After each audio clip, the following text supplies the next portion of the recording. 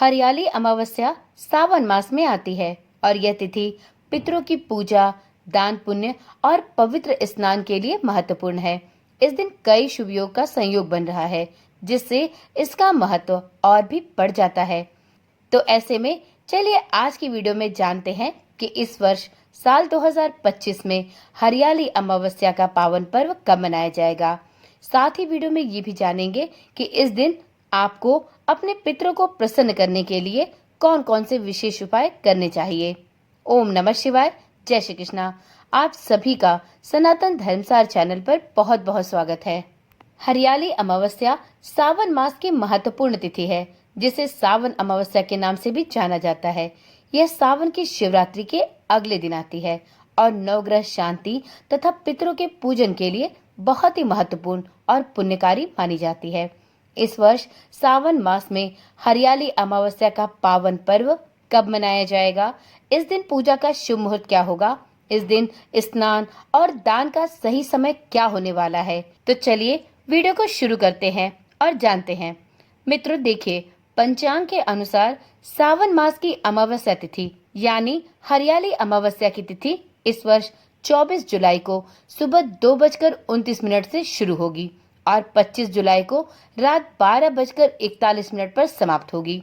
उदया तिथि के अनुसार 24 जुलाई को हरियाली अमावस्या का पावन पर्व मनाया जाएगा।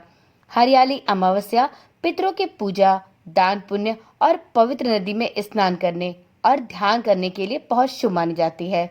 हरियाली अमावस्या पर इस वर्ष कई शुभ संयोग भी बनने वाले हैं।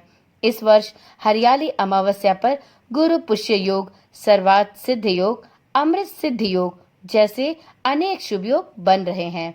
तो यदि आप भी इन शुभ संयोगों में हरियाली अमावस्या की पूजा, स्नान दान करते हैं तो आपके लिए यह पर्व, यह व्रत अत्यंत शुभ फलदायी होगा। हरियाली अमावस्या पर आप अपने पितरों के लिए पूजा पाठ अवश्य करें।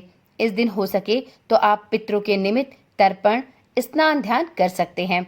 आप इस दिन पिंडदान का कार्य भी कर सकते हैं, परंतु इस बात का ध्यान रखें कि पितरों के लिए की गई कोई भी पूजा या अनुष्ठान दोपहर में की जाती है। तो इस बात का ध्यान रखते हुए आप इस हरियाली अमावस्या पर सर्वप्रथम उठकर स्नान आदि से निवृत्त होकर श्री हरि विष्णु और भगवान भोलेनाथ की पूजा अर्चना करें। इसके उपरांत दोपहर में आप अपने पितरों के निमित्त तर्पण या पिंडदान का कार्य भी कर सकते हैं। मित्रों, सावन मास में चारों तरफ हरियाली होती है। बारिश की वजह से मौसम अत्यंत सुहाना होता है और पेड़ पौधों में भी अलग ऊर्जा और चमक दिखाई देती है। इस हरे भरे वातावरण के चलते सावन अमावस्या को हरियाली अमावस्या के नाम से भी जाना जाता है। हरियाली अमावस्या के मौके पर पितर पूजा और नवग्रह शांति पूजा कराने का बहुत महत्व है। इस दिन आप अपने पितरों के निमित्त शाम के समय दक्षिण दिशा की तरफ एक घी का दीपक अवश्य जलाएं। इस दिन आप अपने पितरों के निमित्त स्नान ध्यान करने के बाद गरीबों और जरूरतमंदों में अन्न, वस्त्र और धन का दान भी अवश्य करें।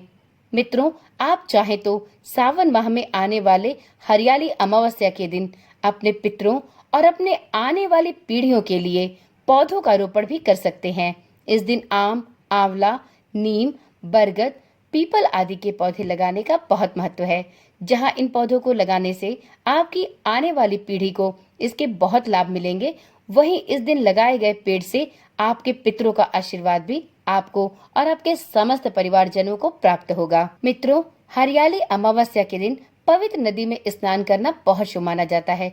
यदि आपके लिए ऐसा संभव न हो तो आप अपने घर में ही थोड़े गंगा जल में अपने नहाने का पानी मिलाकर घर पर ही गंगा स्नान का पुण्य प्राप्त कर सकते हैं। मित्रों, हरियाली अमावस्या के दिन कुछ विशेष उपाय भी किए जा सकते हैं जो आपके लिए और आपके समस्त परिवार के लिए फलदायी होगा। तो चलिए वीडियो में आगे जानते हैं कि आपको हरियाली अमावस्या या सावन अमावस्या के दिन कौन से विशेष उपाय अवश्य आजमाने चाहिए। देखिए मित्रों, इस दिन स्नान के बाद ध्यान अवश्य करें और अपने इष्ट का ध्यान करना ना भूलें। शिव पूजन का भी महत्व है। इस दिन शिव जी को आंख और मदार का फूल अवश्य चढ़ाएं। पितरों के निमित्त इस दिन पूजन अवश्य करें और जरूरतमंदों को इस दिन भोजन का दान भी अवश्य करें। पीपल के पेड़ की पूजा इस दिन करने के कुछ विशेष लाभ प्राप्त होते हैं। आप इस दिन शाम के समय में दक्षिण दिशा की ओर एक दीपक अपने पितरों के निमित्त अवश्य जलाएं और इसी प्रकार से पीपल के पेड़ की पूजा इस दिन में करें और शाम के समय पीपल के पेड़ के नीचे एक सरसों के तेल का दीपक अवश्य जलाएं। घर के मुख्य दरवाजे पर भी घी का दीपक जलाना इस दिन बहुत शुभ होता है। इस दिन विशेष रूप से पेड़ पौधों का रोपण करना भी बहुत फलदायी माना गया है। तो चलिए मित्रों, आज की वीडियो यहीं पर समाप्त करते हैं। मिलते हैं अगली वीडियो के साथ। तब तक के लिए ओम नमः शिवाय, जय श्री कृष्णा, राधे राधे।